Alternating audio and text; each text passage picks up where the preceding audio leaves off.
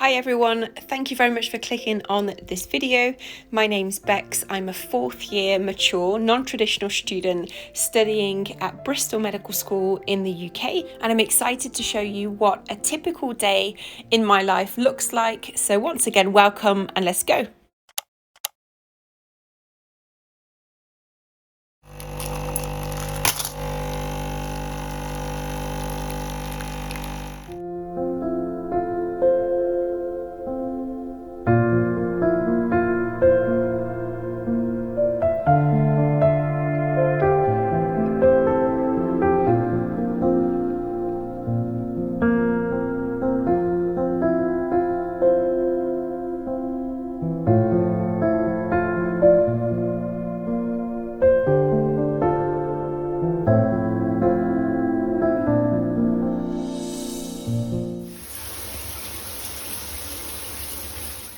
Hello.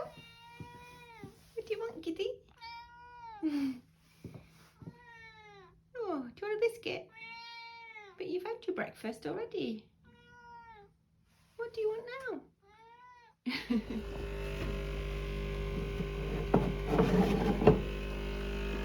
Is this what you want? Is this what you want? Treat?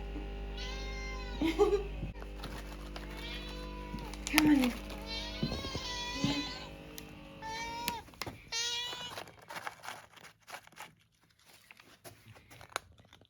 Where's it, greedy?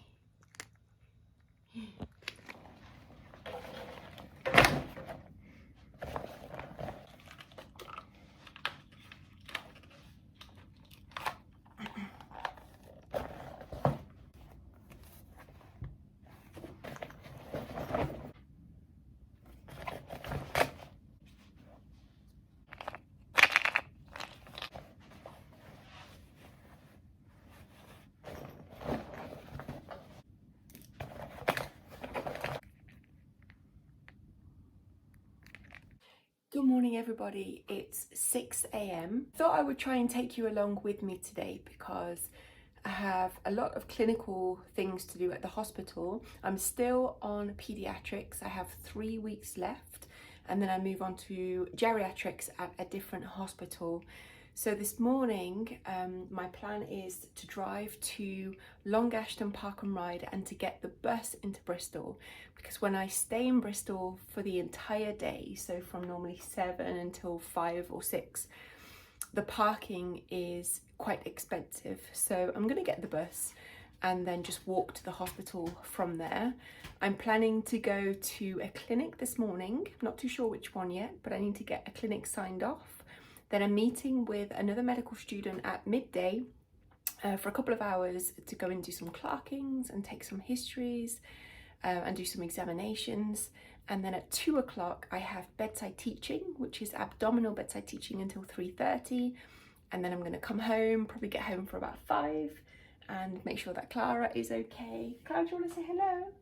Kitty? That's good morning from Clara.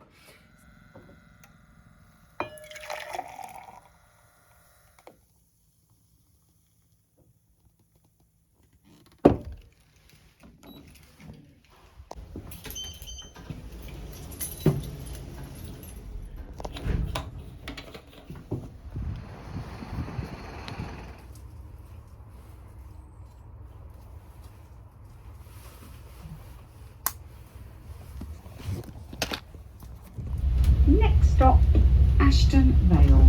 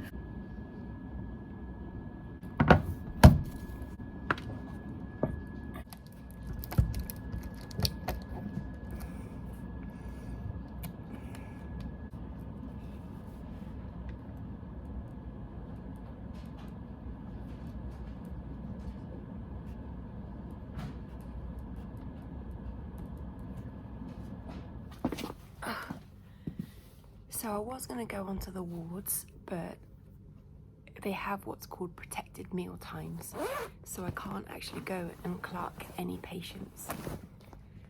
So I thought I would go and see if there are any people waiting, which I'm sure there will be, in Peds ED. So that's where I am heading to now. And then in about an hour from now, I have bedside teaching.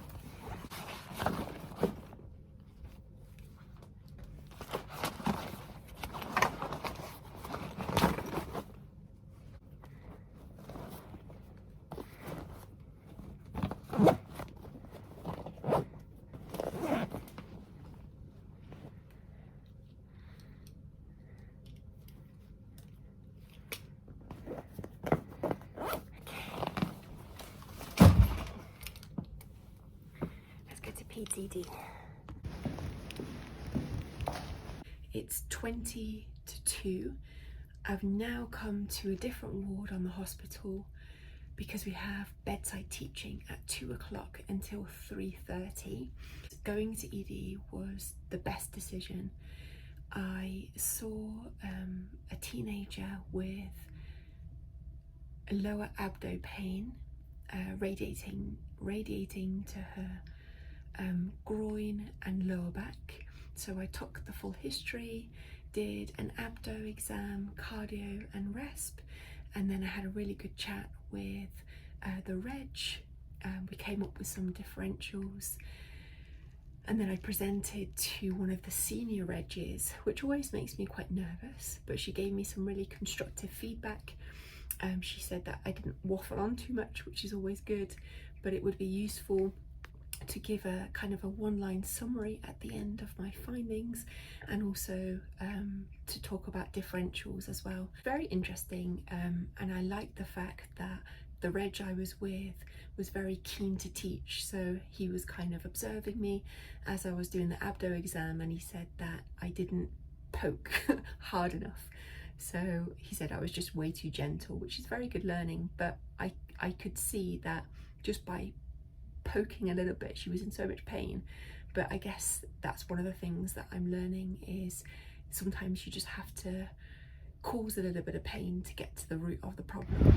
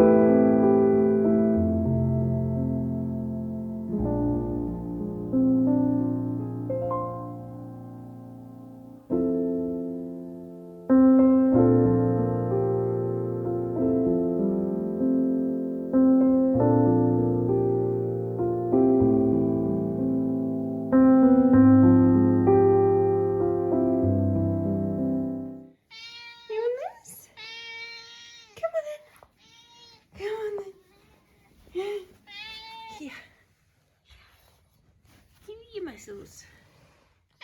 It's okay. Good girl.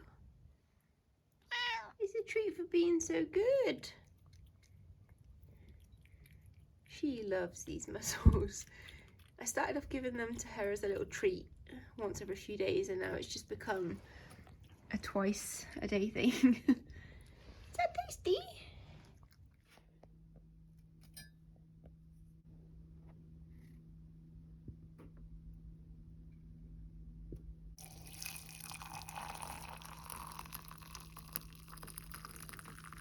So the last part of the day was a bedside teaching session. What happens is one of the registrars who specialises in paediatrics will find patients for us to take histories from and patients for us to examine.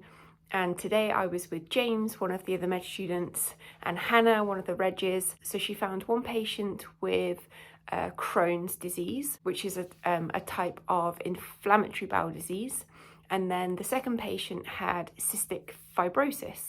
So the first one was really interesting. I can't obviously give lots of patient info away, but my job was to do an abdo exam. The second patient, I discovered that the diagnosis of cystic fibrosis had been made at birth, but he was in for an exacerbation of his cystic fibrosis. I didn't quite understand exactly all of the ins and outs of why he was in hospital, because I don't know that much about cystic fibrosis yet.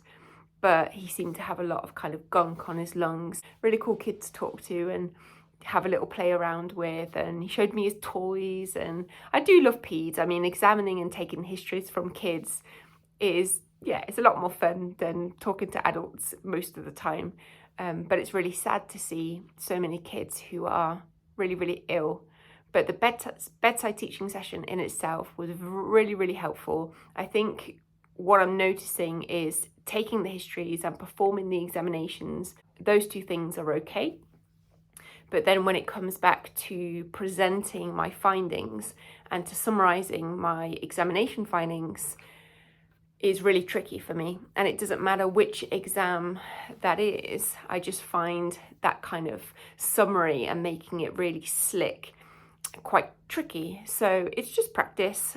I am gonna have a cup of tea and then make some dinner. And after dinner, I've got to write 2 feedback forms for the teaching fellows that I worked with today. So the first one in ED, who taught me so much about appendicitis and yeah, many other things. And then the second one is for Hannah, who is the doctor that did the abdo bedside teaching this afternoon. I got so much signed off today. It feels really, really good to come home after a day like this.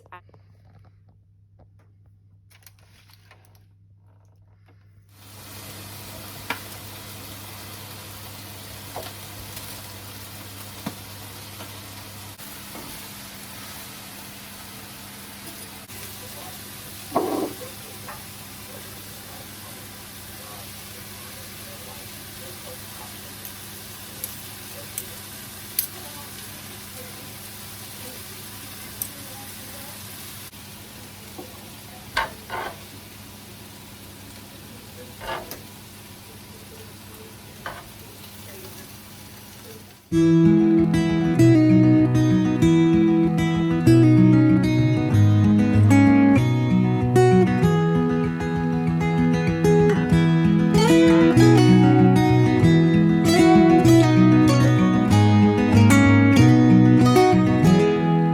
I'll be coming home, then I'll be at your door.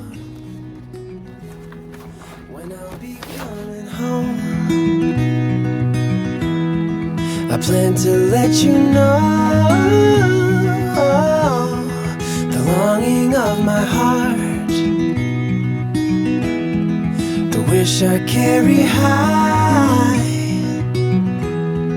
Whenever we're apart, it takes me through the night.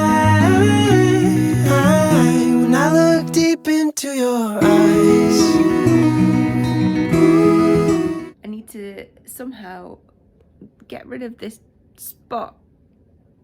But anyway, it's 8:45 and I'm gonna go to bed because I'm gonna get up tomorrow at 5:20 and then go and train, and so get to the gym for 6:30, and then I've got to be back at the hospital for 9:30 tomorrow.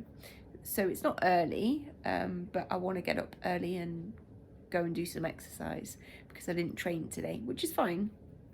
So I wanted to say thank you very much for watching. I hope it was useful, but I hope that you got an idea of what it's like being a medical student on placement in 4th year, and I hope that it inspired you in some way.